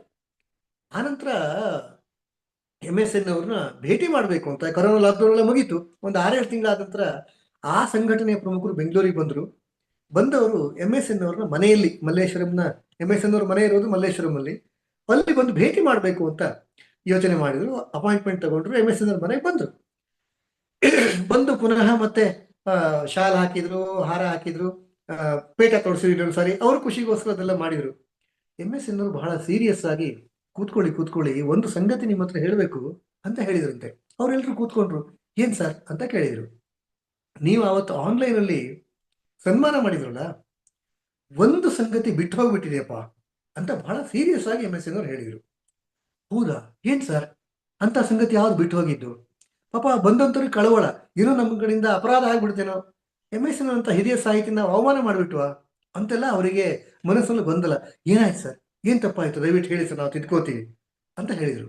ನೋಡಿ, ನೀವು ನನಗೆ ಹಾರಾರ್ಪಣೆ ಮಾಡಿದ್ರಿ, ಶಾಲ್ ಹಾಕಿದ್ರಿ, ಹಾರ ಹಾಕಿದ್ರಿ, ಎಲ್ಲವೂ ಸರಿ, ಆದ್ರೆ ಅಂತ ಒಂದು ಪಾಸ್ ಕೊಟ್ರು. ಸರ್ ಏನಾಯ್ತು ಸರ್ ಅಂತ ಅವರೆಲ್ಲರೂ ಬಹಳ ವಿನಯಶೀಲರಾಗಿ, ತುಂಬಾ ವಿನಯವಂತಿಕೆಯಿಂದ ಅವ್ರು ಕೇಳ್ತಾ ಇದ್ರು ಬಂದವರು. ಏನಾಯ್ತು ಸರ್ ಹೇಳಿ ಅಂತ. ಹಾಗೆ ಇವರು ಹೇಳಿದ್ರಂತೆ, ಏನಿಲ್ಲ, ಇಷ್ಟೆಲ್ಲ ಆದ ನಂತರ ನೀವೊಂದು ಸಂಗತಿ ಮರೆತ್ರಲ್ಲ, ಏನ್ ಗೊತ್ತಾ? ಏನ್ ಸರ್? ನೀವು 2 ಗಂಧದ ಕಡ್ಡಿ ಹಚ್ಲಿಕ್ಕೆ ಮರ್ತಾ ಬಿಟ್ರಲ್ಲ ಫೋಟೋ ಎದುರಿಗೆ ಅಂತ ಹೇಳಿದ್ರಂತೆ. ಅಂದ್ರೆ ಸಾಮಾನ್ಯವಾಗಿ ಫೋಟೋಗೆಲ್ಲ ಹಾರ ಹಾಕಿ ಮುಂದೆ ಒಂದು ಹಣ್ಣಿಟ್ಟು ಗಂಧದ ಕಡ್ಡಿ ಹಚ್ಚೋದು ಯಾವಾಗ ಅಂತ ನಮ್ಗೆ ಗೊತ್ತು. ಎಂ ಎಸ್ ಎನ್ ಅವರು ಅದನ್ನು ಅಷ್ಟು ಸೀರಿಯಸ್ ಆಗಿ ತಗೊಂಡು ಇವರಿಗೆ ಗಂಧದ ಕಡ್ಡಿ ಹಚ್ಲಿಕ್ಕೆ ಮರತ್ರಿ ಅಂದಾಗ ಎದುರಿಗೆ ಬಂದು ತಲೆ ತೆಗೆಸಿಟ್ಕೊಂಡ್ರಂತೆ. ಏನ್ ಸರ್ ಇಷ್ಟೊಂದು ನಮ್ಮನ್ನು ಫೂಲ್ ಮಾಡ್ಬಿಟ್ರಿ ಅಂತ. ಇದು ಎಂ ಎಸ್ ಎನ್ ಅವರ ಆ ಸ್ಪಾಂಟೇನಿಯಸ್ ಆಗಿ ಆ ಸಂದರ್ಭಕ್ಕೆ ತಕ್ಕಂತಲೇ ಹೇಳುವಂತ ಮಾತುಗಳಿದೆಯಲ್ಲ, ಇದೇ ಎಂ ಎಸ್ ಎನ್ ಅವರ ವಿಶೇಷತೆ. ಬಂದಂತವರು ಒಂದು ಆ ಕೊನೆ ಮಾತು ಬರುವ ತನಕನೂ ಬಹಳ ಆತಂಕ, ಉದ್ವೇಗದಲ್ಲಿದ್ದಂಥವ್ರು, ಆಮೇಲೆ ಬಿದ್ದು ನಕ್ರು. ಮತ್ತು ಎಂ ಎಸ್ ಎನ್ ಅವ್ರ ಇಂಥ ಸ್ವಭಾವನೆ ಎಲ್ಲರಿಗೂ ಇಷ್ಟ ಆಗೋದು ಕೂಡ. ಹೀಗೆ ಎಂ ಎಸ್ ಎನ್ ಅವರ ಸ್ವಭಾವದಲ್ಲಿ ಎಲ್ಲವನ್ನೂ ಒಳಗೊಂಡು ಎಲ್ಲರನ್ನೂ ಜೊತೆಯಲ್ಲಿ ಸೇರಿಸ್ಕೊಂಡು ಹೋಗುವಂಥದ್ದು ಇದೆಯಲ್ಲ, ಅದು ಎಂ ಎಸ್ ಎನ್ ಅವರ ಬಹಳ ವಿಶೇಷವಾದಂಥ ಸ್ವಭಾವ ಅಂತ. ಇನ್ನೊಂದು ಘಟನೆ ಹೇಳಿಬಿಟ್ಟು ನನ್ನ ಅವಧಿಗೆ ನಾನು ಮುಗಿಸ್ತೀನಿ. ನಾನು ಮತ್ತು ಎಂ ಎಸ್ ಎನ್ ಅವರು ಒಂದ್ಸರಿ ಮೈಸೂರಲ್ಲಿ ಒಂದೇ ಕಾರ್ಯಕ್ರಮಕ್ಕೆ ಹೋಗಿದ್ವಿ. ಅಖಿಲ ಭಾರತೀಯ ಸಾಹಿತ್ಯ ಪರಿಷತ್ತಿನ ವಾರ್ಷಿಕೋತ್ಸವಕ್ಕೆ ಹೋಗಿದ್ವಿ. ಇಬ್ಬರನ್ನು ಕೂಡ ಕರೆದಿದ್ರು. ಇಬ್ರು ಒಂದೇ ವೇದಿಕೆ ಮೇಲೆ ಕೂತ್ಕೊಂಡ್ವಿ. ಆನಂತರ ಮೊದಲೇ ಎಂ ಎಸ್ ಎನ್ ಅವ್ರ ಮಾತುಗಳಾಗ್ಬಿಟ್ಟು, ಆ ಅವಧಿಯ ಕೊನೆಯಲ್ಲಿ ನನ್ನ ಮಾತು, ಅಂದ್ರೆ ಭೋಜನಕ್ಕಿಂತ, ಊಟದ ಅವಧಿಗಿಂತ ಮೊದಲು ನನ್ನ ಮಾತುಗಳಿದ್ದು. ನನಗೆ ಮಾತಾಡ್ಲಿಕ್ಕೆ ವೇದಿಕೆ ಕರೆದ್ರು, ನಾನು ಮಾತಾಡದೆ, ಎಲ್ಲ ಮುಗೀತು. ಸಾಮಾನ್ಯವಾಗಿ ಎಂ ಎಸ್ ಎನ್ ಅವರದ್ದು ಒಂದು ಸ್ವಭಾವ ಇದೆ. ಅವರು ಬಹಳ ಸೂಕ್ಷ್ಮವಾಗಿ ಎಲ್ಲವನ್ನು ಅವಲೋಕನ ಮಾಡ್ತಾರೆ ಮತ್ತು ಸಂಬಂಧಪಟ್ಟಂತವರಿಗೆ ಫೋನ್ ಮಾಡಿನೋ ಅಥವಾ ಮೆಸೇಜ್ ಮಾಡಿನೋ ಅವರು ತಮ್ಮ ಅವಲೋಕನ, ತಮ್ಮ ಅನಿಸಿಕೆಯನ್ನು ಕಳಿಸ್ಕೊಡ್ತಾರೆ. ಹಾಗೆ ನನಗೂ ಕೂಡ ಕಳಿಸಿದ್ರು. ಏನ್ ಹೇಳಿದ್ರು ಅಂದ್ರೆ, ನೀವು ನಿನ್ನೆ ತುಂಬಾ ಇಬ್ರು ಒಟ್ಟಿಗೆ ಕಾರ್ಯಕ್ರಮದಲ್ಲಿ ಇದ್ದಾವಾಗ ನಿಮ್ಮ ಮಾತನ್ನು ನಾನು ಗಮನಿಸಿದೆ, ಇದು ನನ್ನ ಅಭಿಪ್ರಾಯ ಅಂತ ನನಗೆ ಮೆಸೇಜ್ ಹಾಕಿದ್ರು. ನಾನು ಆ ಮೆಸೇಜ್ ಅನ್ನು ಆಸ್ ಇಟ್ ಈಸ್ ಓದ್ಬಿಡ್ತೀನಿ, ಎಷ್ಟು ಚೆನ್ನಾಗಿದೆ ಅಂತ. ಮೈಸೂರಿನ ನಿಮ್ಮ ಭಾಷಣ ತುಂಬಾ ಚೆನ್ನಾಗಿತ್ತು. ನಿಮಗೆ ನೀಡಿದ ವಿಷಯದ ಕುರಿತೇ ಮಾತನಾಡಿದ್ರಿ. ಜನ ಲವಲವಿಕೆಯಿಂದ ಕುಳಿತು ಕೇಳುತ್ತಿದ್ದರು. ನನ್ನ ಅನುಭವದ ಪ್ರಕಾರ 3 ಸಂಗತಿಗಳನ್ನು ನಿಮಗೆ ತಿಳಿಸಲು ಇಚ್ಛಿಸುತ್ತೇನೆ. 1, ಹಾಸ್ಯ ಭಾಷಣ ಮುಗಿದ ಮೇಲೆ ಗಂಭೀರ ಭಾಷಣ ಕ್ಲಿಕ್ ಆಗುವುದು ಸ್ವಲ್ಪ ಕಷ್ಟ. 2, ಬಹುಮಾನ ವಿತರಣಾ ಕಾರ್ಯಕ್ರಮ ಮುಗಿದ ಮೇಲೆ ಭಾಷಣ ಕೇಳುವ ಉತ್ಸಾಹ ಜನರಲ್ಲಿ ಇರುವುದಿಲ್ಲ. 3, ಊಟದ ಸಮಯ ಆದ ಮೇಲೆ, ಪಾತ್ರೆಗಳ ಸದ್ದು ಕೇಳಿದ ಮೇಲೆ ಮಾತು ಕೇಳಲು ಮಂದಿ ಸಹಕರಿಸುವುದಿಲ್ಲ. ನಾನು ವಾಟ್ಸ್ಆ್ಯಪ್ ಅಲ್ಲಿ ಮೆಸೇಜ್ ಬಂದಿದ್ದನ್ನು ನೋಡಿಕೊಂಡು ನನಗೆ ಅನಿಸ್ತು, ಅಯ್ಯೋ ನಾನಿಷ್ಟು ಕೆಟ್ಟದಾಗಿ ಮಾತಾಡ್ಬಿಟ್ನಾ ಅಂತ ನಿಜಕ್ಕೂ ನನಗೆ ಅನಿಸಿತ್ತು. ಅವರು ಮುಂದುವರಿತಾರೆ, ಆದರೆ ನಿಮ್ಮ ಭಾಷಣ ಇದಕ್ಕೆ ಅಪವಾದ. ಇಷ್ಟೇ. ಎಷ್ಟು ಚೆನ್ನಾಗಿದೆ ನೋಡಿ. ನಾನು ಭಾಷಣ ಮಾಡಿದ್ದು ಗ್ರೇಟ್ ಅಂತಲ್ಲ, ನನಗೆ ಗೊತ್ತು ನನಗೆ ಮಾತಾಡಿದ್ದೀನಿ ಅಂತ. ಆದ್ರೆ ಎಂ ಎಸ್ ಎನ್ ಅಂತ ಹಿರಿಯರಿದಾರಲ್ಲ, ಅಂಥವ್ರು ನೀನು ಮಾತಾಡಿದ್ದು ಚೆನ್ನಾಗಿತ್ತು ಅಂತ ಒಂದು ಪದ ಹೇಳೋದು ನನ್ನಂಥವರಿಗೆ ಒಂದು ದೊಡ್ಡ ಆನೆಯ ಬಲ ಬಂದ ಹಾಗೆ ಅಂತ. ಎಂ ಎಸ್ ಎನ್ ಅವರ ಸ್ವಭಾವನೆ ಇದು. ತನ್ನ ಜೊತೆಲಿದ್ದಂಥವ್ರನ್ನ ಒಟ್ಟಿಗೆ ತಗೊಂಡು ಹೋಗೋದು, ಒಟ್ಟಿಗೆ ಕರ್ಕೊಂಡು ಹೋಗಿದ್ದೆ ಅಷ್ಟೇ ಅಲ್ಲ, ಸೂಕ್ಷ್ಮವಾಗಿ ಅವಲೋಕಿಸೋದು ಮತ್ತು ಅವರನ್ನ ಇನ್ನೂ ಚೆನ್ನಾಗಿ ಅವ್ರು ಬೆಳಿಬೇಕು ಅಂತ ಗಮನಿಸಿ ಗುರುತಿಸಿ ಹೇಳೋದಿದೆಯಲ್ಲ, ಅದು ಎಂ ಎಸ್ ಎನ್ ಅವರು ಬಹಳ ವಿಶೇಷವಾದಂಥ ಗುಣ. ಕೋಲಾರದಲ್ಲೂ ನನಗೆ ಇದೇ ಅನುಭವ ಆಗಿತ್ತು. ನಾನು ಮತ್ತು ಎಂ ಎಸ್ ಎನ್ ಅವರು ಕೋಲಾರದಲ್ಲಿ ಒಂದು ಕಾರ್ಯಕ್ರಮ ಕೊಟ್ವಿ. ಆ ಸಮಯದಲ್ಲೂ ಕೂಡ ಅವ್ರು ಹೋಗುವಾಗ ಅವ್ರ ಪಾಡಿಗೆ ಅವ್ರು ಹೋಗಿಲ್ಲ, ಜೊತೆಗೆ ನನ್ನ ಕೈ ಹಿಡಿದು ಒಟ್ಟಿಗೆ ಸಭೆಯಲ್ಲಿ ಡೋರ್ ಹತ್ರಿಂದ, ಮಹಾದ್ವಾರದ ಹತ್ತರಿಂದ ಸ್ಟೇಜಿನ ತನಕ ಕೈ ಹಿಡ್ಕೊಂಡೇ ಒಟ್ಟಿಗೆ ಕರ್ಕೊಂಡು ಹೋದ್ರು. ನನಗೂ ಒಂದು ರೀತಿ ರೋಮಾಂಚನ, ಎಮ್ ಎಸ್ ನನ್ನ ಕೈ ಹಿಡ್ಕೊಂಡು ಹೋಗ್ತಾ ಇದಾರಲ್ಲ ಅಂತ. ಅಂದ್ರೆ ಜೊತೆಗಿದ್ದಂಥವ್ರನ್ನ ಜೊತೆಗೇ ಕರ್ಕೊಂಡು ಹೋಗ್ಬೇಕು, ಜೊತೆಗೇ ಹೋಗ್ಬೇಕು ಅಂತ ಎಷ್ಟು ಜನರಿಗೆ ಅನ್ಸತ್ರಿ. ತುಳಿದು ಬೆಳೆಯುವಂಥವರೇ ಜಾಸ್ತಿ ಇವತ್ತಿನ ದಿನಗಳಲ್ಲಿ. ಆದರೆ ಎಮ್ ಎಸ್ ಎನ್ ಅವರು ಇಂಥದಕ್ಕೆ ಅಪವಾದ ಬದಲಾಗಿ ತನ್ನಂತೆ ಇನ್ನು 100 ಜನ ಬೆಳಿಬೇಕು ಅಂತ ಎಮ್ ಎಸ್ ಎನ್ ಅವರು ಬಯಸುವಂಥವ್ರು. ಅಂತ ವಿಶೇಷವಾದಂಥ ವ್ಯಕ್ತಿತ್ವ ಎಮ್ ಎಸ್ ಎನ್ ಅವ್ರದ್ದು. ನಾನು ಇಷ್ಟೆಲ್ಲವನ್ನು ಹೇಳಲಿಕ್ಕೆ ಕಾರಣ ಇದೆ. ಅದೇನಂದ್ರೆ ಅದೇ ಈ ಪುಸ್ತಕ, ನಿಮ್ಮೆದುರಿಗಿರುವಂತ ನಗುವಿನ ನರಸಿಂಹ ಅನ್ನುವಂಥ ಈ ಪುಸ್ತಕ. ಈ ಪುಸ್ತಕದಲ್ಲಿ ಎಮ್ ಎಸ್ ಎನ್ ಅವರ ಜೀವನದ ಈಗ ಮತ್ತು ನಾನು ಹಿಂದಿನ ವಾರದಲ್ಲಿ ಹೇಳಿದಂತ ಇಂಥ 10 ಘಟನೆಗಳೇ ಇದ್ದಾವೆ. ಘಟನೆಗಳು ಅಂದ್ರೆ 1 ಪೇಜ್ 1.5 ಪೇಜಲ್ಲಿರುವಂತ ಸಣ್ಣ ಘಟನೆಗಳು. 50ಕ್ಕೂ ಹೆಚ್ಚು ಘಟನೆಗಳನ್ನ ಈ ಪುಸ್ತಕದಲ್ಲಿ ಸೇರಿಸಿದೆ. ಸಾಹಿತ್ಯ ಲೋಕ ಪಬ್ಲಿಕೇಶನ್ ಅವರು ಈ ಪುಸ್ತಕವನ್ನು ಪ್ರಕಟ ಮಾಡಿದ್ದಾರೆ. ಬಹಳ ಒಳ್ಳೆಯ ಪುಸ್ತಕ ಅಂತ ಇದನ್ನು ಓದಿದಂಥವರೆಲ್ಲರೂ ಕೂಡ ಹೇಳಿದ್ದಾರೆ. ನಾಡಿನ ಇನ್ನೊಬ್ಬರು ಖ್ಯಾತ ಸಾಹಿತಿ ದುಂಡಿರಾಜ್ ಅವರು ಇದಕ್ಕೆ ಮುನ್ನುಡಿಯನ್ನು ಬರೆದಿದ್ದಾರೆ ಮತ್ತು ತುಮಕೂರು ವಿಶ್ವವಿದ್ಯಾಲಯದ ಪತ್ರಿಕೋದ್ಯಮ ವಿಭಾಗದ ಮುಖ್ಯಸ್ಥರಾದಂತಹ ಡಾಕ್ಟರ್ ಸಿಬಂತಿ ಪದ್ಮನಾಭ ಅವರು ಇದಕ್ಕೆ ಬೆನ್ನುಡಿಯನ್ನು ಬರೆದಿದ್ದಾರೆ. ಹೀಗೆ ಒಂದು ಒಳ್ಳೆಯ ಪುಸ್ತಕ ಅಂತ ಎಲ್ಲ ಕಡೆಯಿಂದನೂ ಪ್ರಶಂಸೆಗೆ ಒಳಗಾಗಿರುವಂತಹ ಪುಸ್ತಕ. ನನಗೆ ಒಂದು ಸಣ್ಣ ಸೊಕ್ಕು ಏನಂದ್ರೆ, ಈ ಪುಸ್ತಕವನ್ನ ನಾನೇ ಬರೆದಿದ್ದು. ಸಾಧ್ಯ ಆದ್ರೆ ಗುರುಗಳು ಅನುಮತಿ ಕೊಟ್ಟರೆ ನಾನು ಗುಂಪಲ್ಲೂ ಕೂಡ ಈ ಪುಸ್ತಕದ ವಿವರಗಳನ್ನ, ಅಂದ್ರೆ ಮುಖಪುಟ ಮತ್ತು ಸಾಹಿತ್ಯ ಲೋಕ ಪಬ್ಲಿಕೇಶನ್ ಕಾಂಟ್ಯಾಕ್ಟ್ ನಂಬರ್ ಯಾರಿಗಾದ್ರೂ ಅಪೇಕ್ಷೆ ಇದ್ರೆ ಪರ್ಚೇಸ್ ಮಾಡಬಹುದು ಅನ್ನೋ ಕಾರಣಕ್ಕೆ ಇದನ್ನು ಕೂಡ ಗುರುಗಳು ಅನುಮತಿ ಕೊಟ್ರೆ ನಾನು ಇದನ್ನ ಗುಂಪಲ್ಲಿ ಕಳಿಸ್ತೀನಿ. ಹೀಗೆ ಎಮ್ ಎಸ್ ಎನ್ ಅವರ ಜೀವನದ ಕುರಿತು ನನಗೆ ಪ್ರೇರಣೆ ಕೊಟ್ಟಂತ, ನನ್ನಂತ ಹಲವರಿಗೆ ಪ್ರೇರಣೆಯನ್ನು ಕೊಟ್ಟಂತ ಸಂಗತಿಗಳನ್ನು ತಮ್ಮೊಂದಿಗೆ ಹಂಚಿಕೊಳ್ಳುವಂತ ಪ್ರಯತ್ನವನ್ನು 2 ವಾರದಿಂದ ಮಾಡಿದ್ದೀನಿ. ಅವಕಾಶ ಕೊಟ್ಟಿದ್ದಕ್ಕಾಗಿ ಗುರುಗಳಿಗೆ ಮತ್ತು ತಮಗೆಲ್ಲರಿಗೂ ಕೂಡ ಇನ್ನೊಮ್ಮೆ ಧನ್ಯವಾದಗಳು. ನಮಸ್ಕಾರ.